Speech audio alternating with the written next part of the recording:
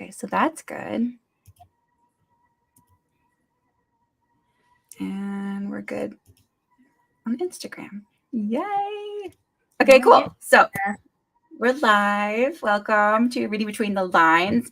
I'm joined today by author Bo Reid. I'm very, very excited. She's been a longtime friend, and I'm going to be able to ask her all kinds of great questions about her books. So, Bo, let me read your intro first so that people know who you are.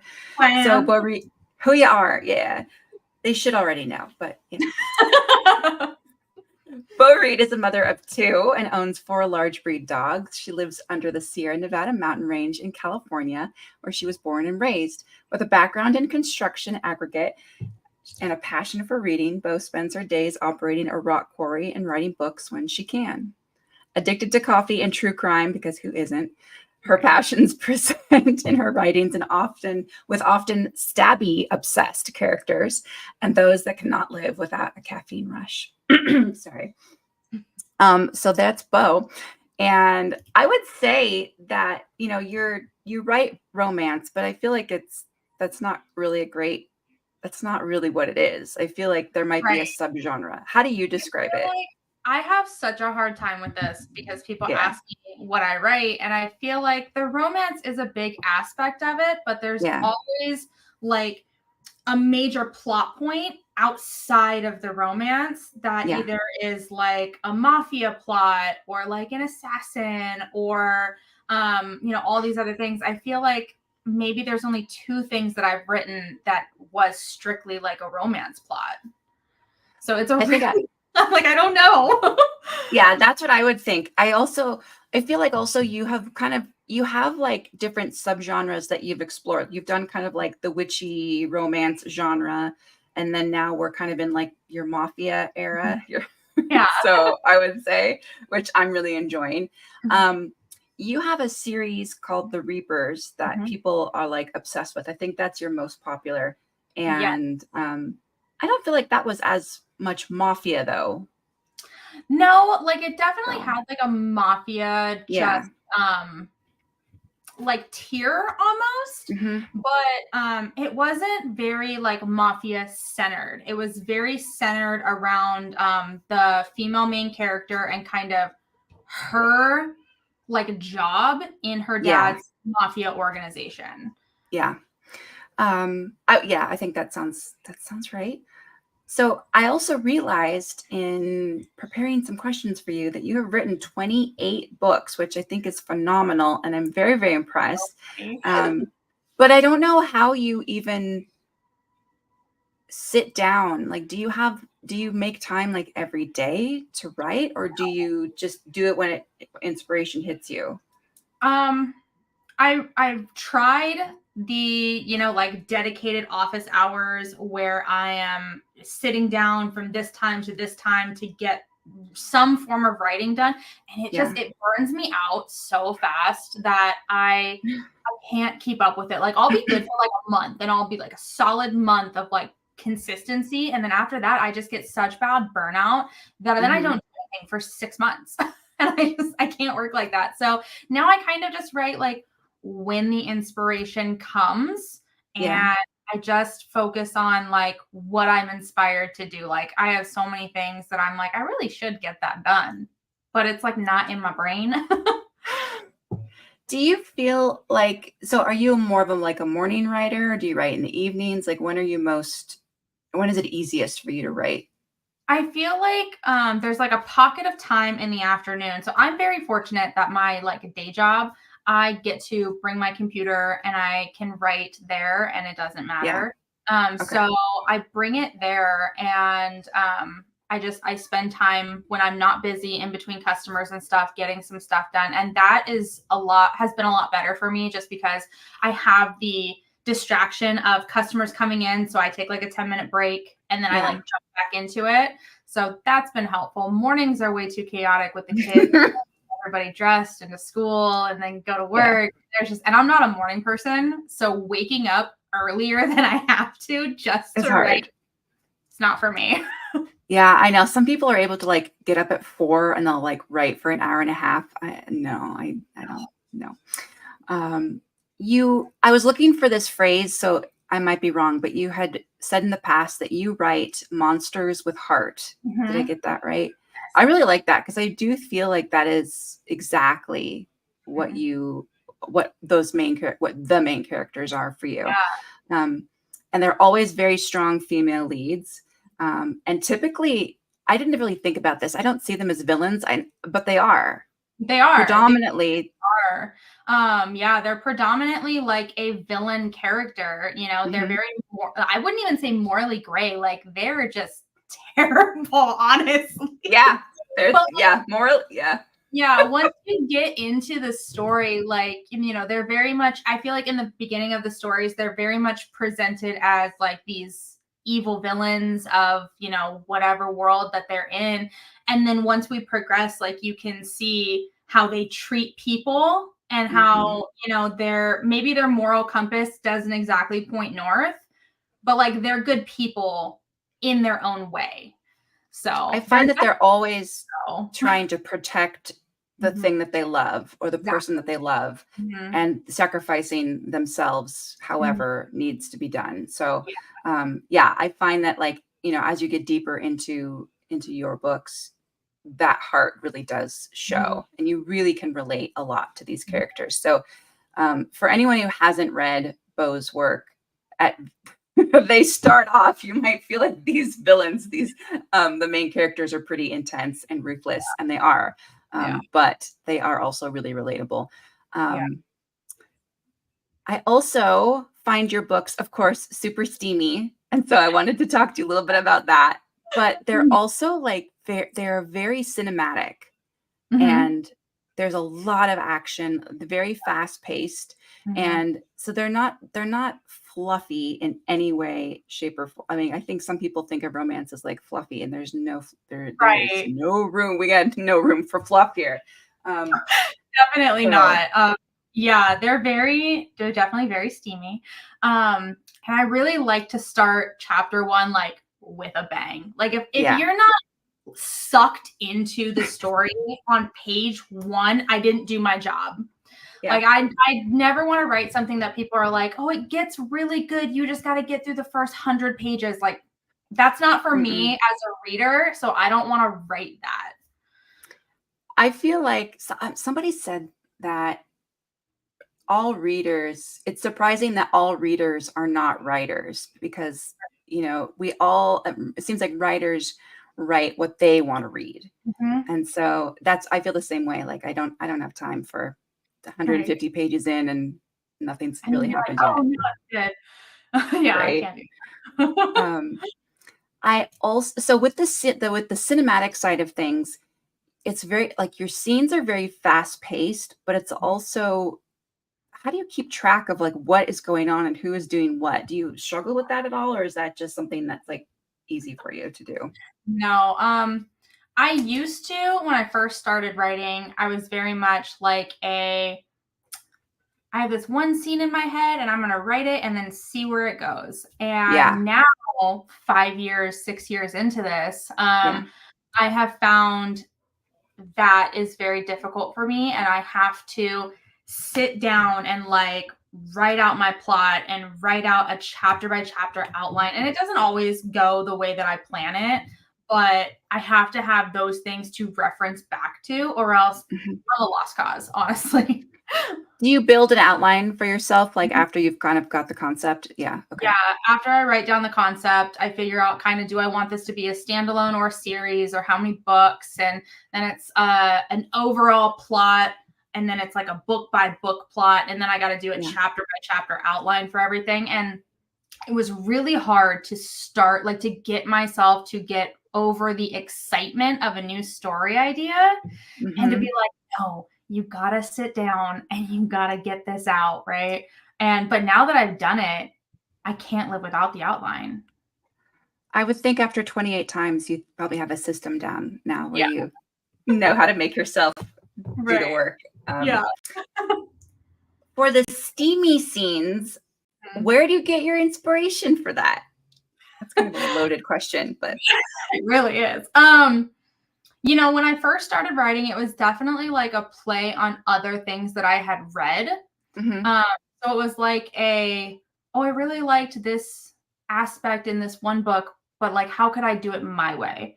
And Yeah. doing it like that. And I think that's where it first started from. And now it's just a matter of like, what is the spiciest thing that I can do? That you could think of. Yeah. Really get people to be like, whoo. Yeah. I feel like every book that I read of yours, you do outdo yourself each time, and I don't know how you do that. So well done there. I try to like do something a little different every time and do things just like a little bit better. And I learn a lot from each different book, whether it's from beta readers before it gets published or ARC readers after the fact or reviews, 2 years later. I'm always learning something. How much of your readers do they play a part in kind of shifting or refining the plot at all or the scenes at all? The plot itself, really nothing. I really don't change anything. Yeah. If I'm stuck on something or I need to kind of like talk it out, I have like a couple people that I'm like, hey, this is kind of what I'm working with. And I just need to babble for maybe like 20 minutes and then I figure it out myself. But they're like, yeah, that's that's a good idea. But as far as like changing things, I really don't change like anything in the overall plot or the character development. There are certain aspects where people will be like, oh, well, like you said this in chapter 5, but we didn't circle back to that. And I'll be like, oh, okay, we got to fix that. And then I'll find where to put that information in. But yeah, as far as like the plot goes and just like the overall characters, it really doesn't change. Like I have an idea of what I want and I run with that. Do your characters write themselves? Are there scenes that develop based off of just like where the character wants things to go or their personality takes over? Yeah, like I notice, now that I do the outlines, probably the first half of the book is really like really outlined and I don't deviate very much. But then once you get like 50% in, it's like the characters have developed themselves. And they're like, I don't want to do that. And then there's something else. I'm like, okay. And then I got to figure out like how to get like from point A to point B with a like C up here and get back to this.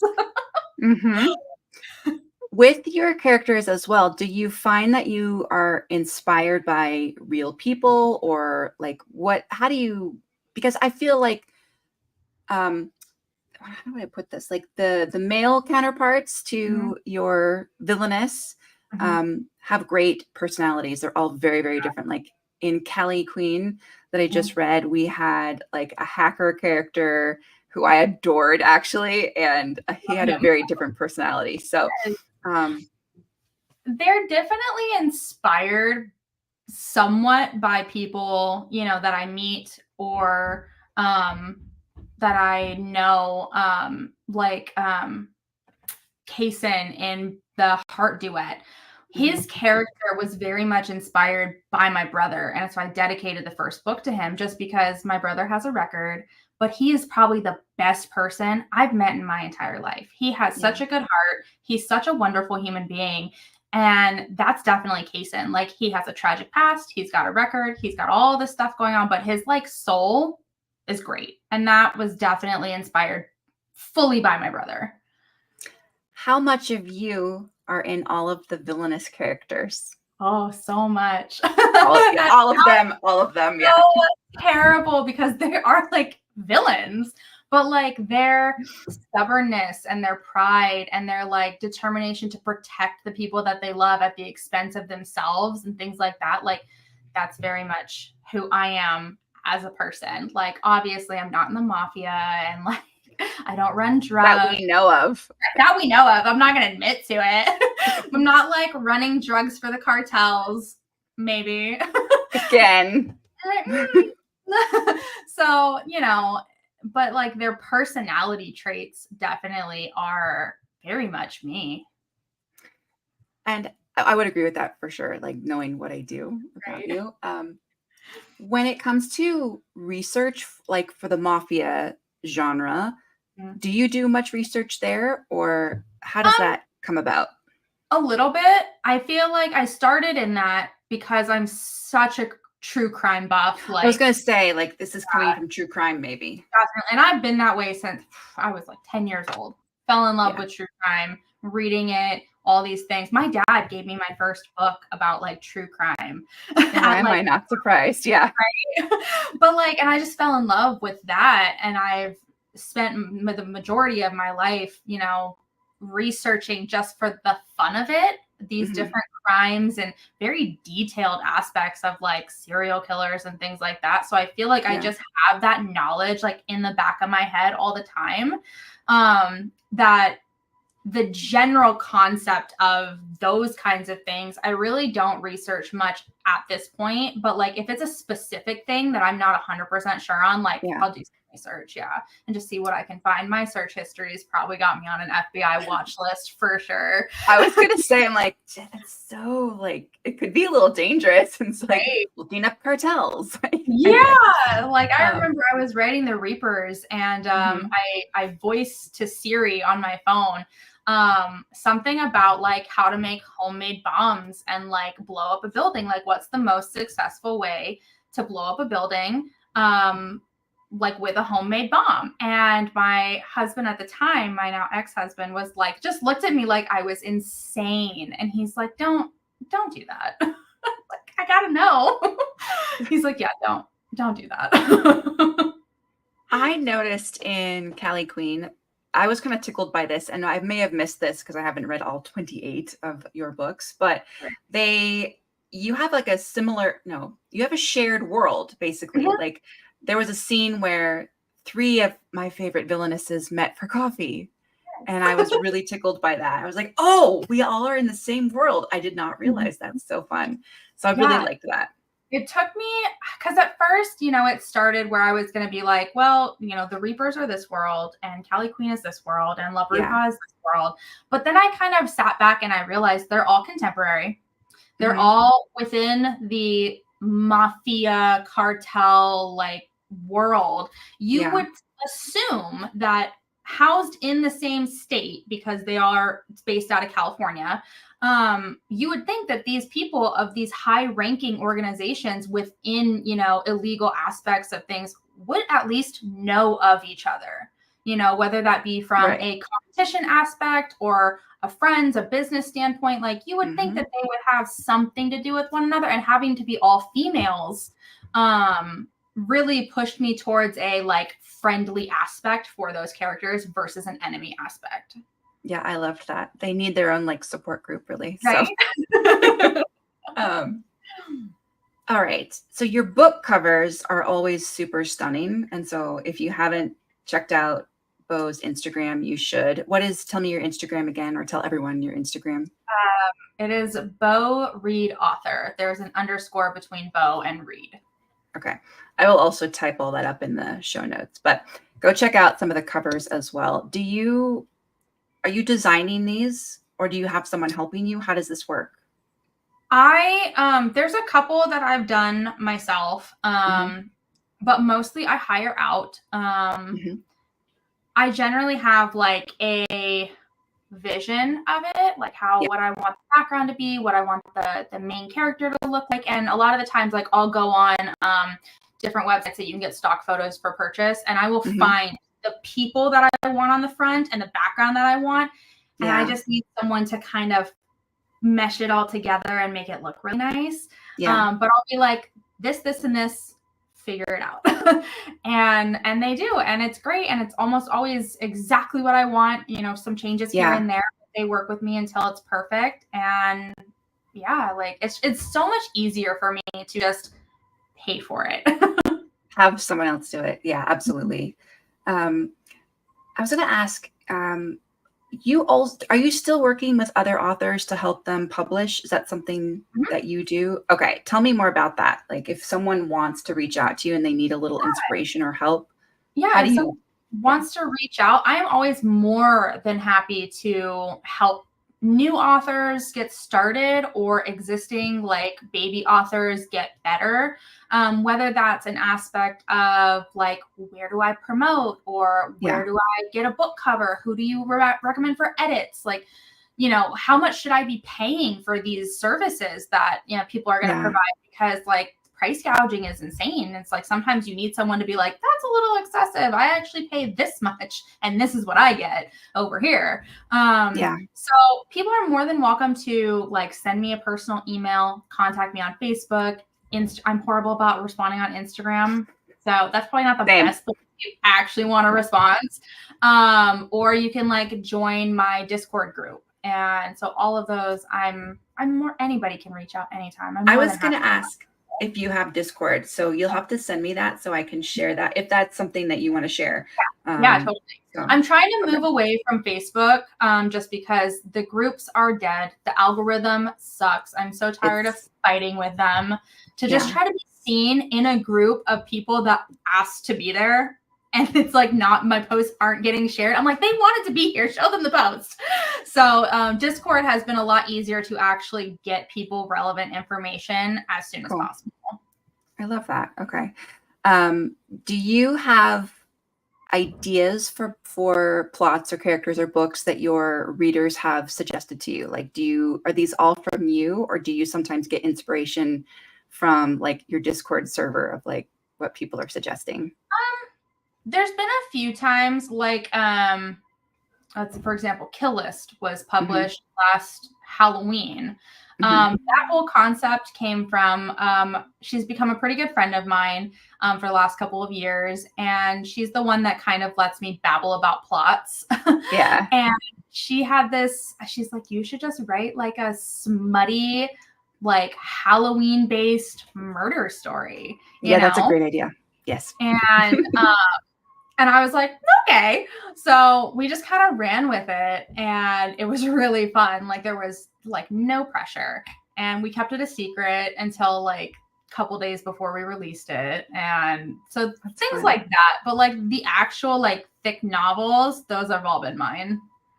Very cool. Tell me that one again. I'm going to look it up because I haven't read that one.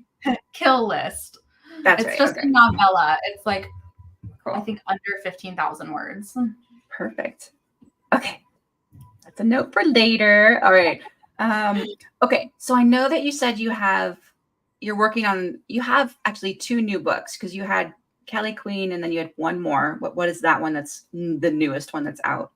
Or maybe I misunderstood you. It should be Kill List and Kelly Queen were released recently. And then The Enforcers comes out June 7th, not July. That's right. The Enforcers. And that's a series, right? No, that's a standalone. Oh, okay. Very cool. And then, so let's talk about that one a little bit then. Villainous characters.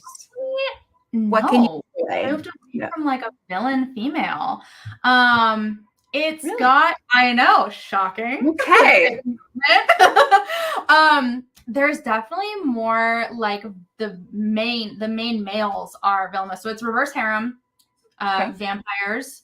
There's a like mafia-esque aspect, but we don't deep dive into it, kind of like the Reapers. The female main is a reporter, and she gets kidnapped by a bunch of vampires. And then I'm intrigued. Okay. Oh, whatever. So again, tell me the name of that, and then that comes out in July. June 7th. So June 7th. 2 weeks, I think. Okay. And it's The Enforcers. Awesome. Okay. Do you have a teaser cover for that yet? I have the cover. I can send it to you. It's also up on Amazon for pre-order. Oh, okay. We can go check it out there. All right. And then what authors are you currently reading that inspire you the most right now? I'm a terrible reader right now. or audio and audio. The audio that I'm currently listening to is it is the what is that? Widow's Island series. It's Kendra Elliott, but she Okay. co-wrote it with Sometimes 100 people can be different author. I can't remember which one, but they're novellas, and I've been listening to the audio on them, and they're just like quick and short and a little crime aspect and a little bit of romance, not much smut, but it's nice to have it playing at work because then I don't have to pause it if there's like, and then he did like so those are good for me to have at work because I'm not like, oh no. That's hilarious. You made me forget what I was going to ask you next. Okay. Those were really all the questions I have for you. This was so fun to be able to chat with you about this, and all of your amazing volume of books. They are amazing. They're so good. So yeah, where would you like people the most to like connect with you? Would that be Instagram or would that be on the Discord server? If people can move to Discord, I would appreciate Let's that go. so much. But if not, if you're more of a Facebook person, send me a friend request. Like, okay. You can join the group, but like send me a friend request. Like I'll post stuff on my wall, stuff from that post on Instagram, auto post to my personal wall on Facebook. Okay. So you'll see it there too. But yeah, like just send me a friend request.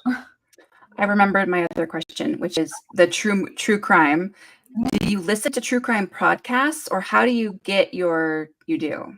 I do. So I like My Favorite Murder is probably one of my favorite ones. And True Crime All the Time. I like that one. And those are the main ones that I enjoy. And then I try to, every time I go to the bookstore, like I try to pick up something true crime as well as like a romance book. But then I got to get my true crime in there too.